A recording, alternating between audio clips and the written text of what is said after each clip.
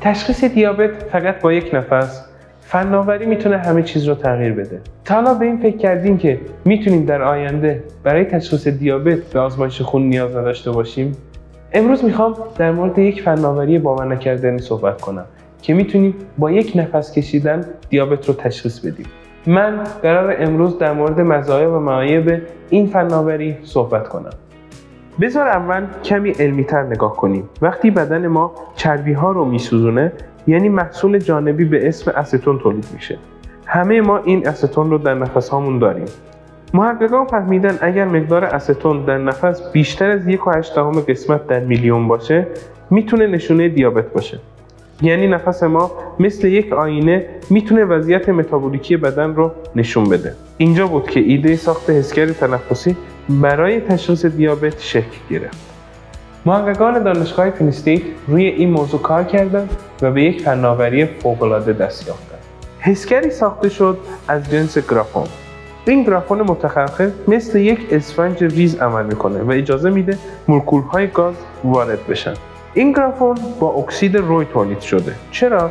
چون این تشخیص میتونه انتخاب پذیری بالاتری نسبت به استون داشته باشه و یه لایه محافظ هم اضافه شد که جلوی رطوبت هوا رو بگیره.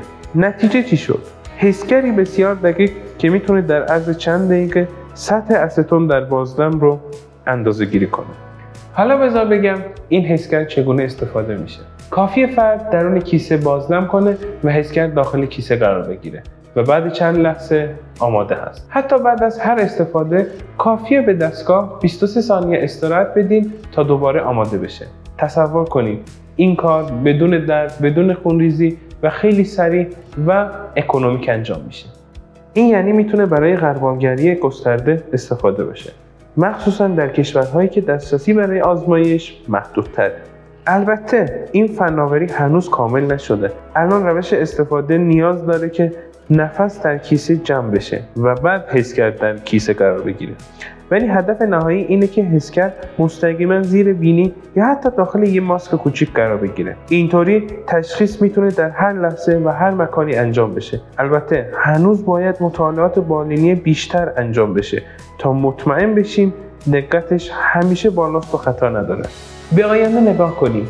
این حسگر میتونه زندگی میلیون ها نفر رو نجات بده.